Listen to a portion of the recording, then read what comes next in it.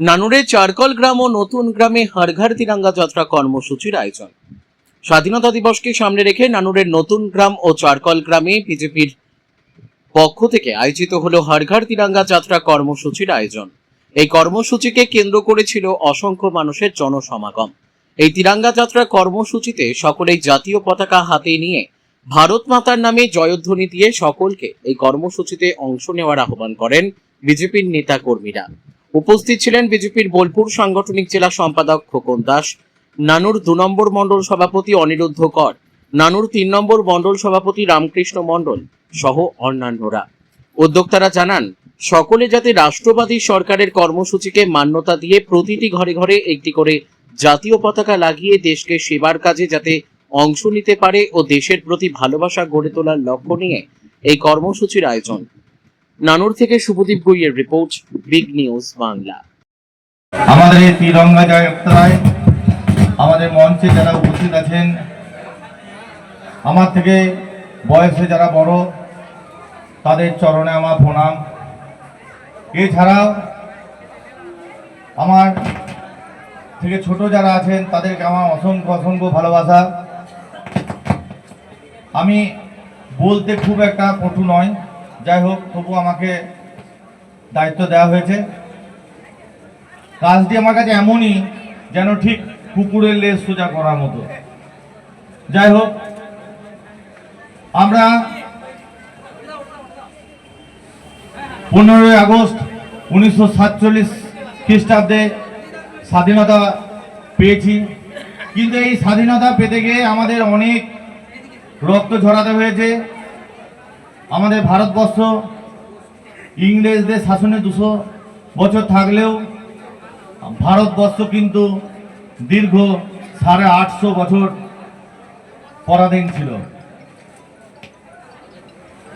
আমাদের বিদেশি শক্তি মোগল সাম্রাজ্য যারা তুলেছিল, তারাও আমাদেরকে পরাধীন করে রেখেছিল। তাই আমি বললাম, আমাদের ভারতবর্ষ 850 বছর পরাধীন ছিল। যাই হোক, পরাধীনতার গ্লানি কাটিয়ে আমরা স্বাধীন হয়েছি। কিন্তু এই যে রাজনীতির মঞ্চ নয় এটা, তবুও 2-4 কথা হয়তো মুখ দিয়ে বেরিয়ে যায়। আমরা স্বাধীন ভারতবর্ষে থাকলেও পশ্চিমবাংলায় বিগত দিনে যে তৃণমূলী শাসন ছিল, সেই তৃণমূলী শাসনেও আমরা পরাধীন ছিলাম। আমরা আমাদের বাক স্বাধীনতা প্রয়োগ করতে পারি নাই। আজকে এই যে 2026-এর নির্বাচন আমাদেরকে পশ্চিমবাংলায় স্বাধীনতা এনে দিয়েছে। আমরা স্বাধীনতার অর্থ নতুন করে বুঝতে শিখেছি। পশ্চিমবাংলায় যে জাতিগত ভেদাভেদ ছিল, এটা রাজনৈতিক দলের সৃষ্টি। সেই ভেদাভেদ ভুলে আমরা আজকে এই তিরঙ্গা যাত্রায় সকলে সমবেতভাবে এসেছি। আমরা বিগত দিনে দেখেছি অপশাসনে মাত্রা দিন দিন বেড়ে গিয়েছে। তৃণমূলী শাসনে বিভিন্ন রাজনৈতিক দল তাদের মুখ খুলতে পারেনি।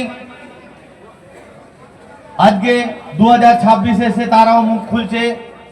এখানে ওখানে তারাও কি মেরে বেড়াচ্ছে, পরিবেশ অশান্ত করার চেষ্টা করছে। তাই এই মঞ্চ থেকে আমি তাদেরকেও বলে দিতে চাই, আপনারা স্বাধীনতা উপভোগ করুন, কিন্তু পরিবেশকে অশান্ত করার চেষ্টা করবেন না। ভারতীয় জনতা পার্টি পরিবেশকে অশান্ত হতে দেবে না।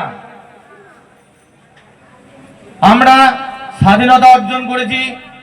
আমাদের যে সরকার আছে, সরকারের বিভিন্ন প্রকল্প উপভোগ করুন, সকলে শান্তিতে থাকুন, সকলে হাতে হাত ধরে উন্নয়নের দিশারিকে এগিয়ে নিয়ে চলুন। আমি আমার বক্তব্যকে আর এর থেকে বেশি দীর্ঘায়িত করতে চাইছি না। আমাদের মধ্যে উপস্থিত আছেন রাজ্য কমিটির সদস্য তাপসদাকে কিছু বলার জন্য আমি অনুরোধ করছি।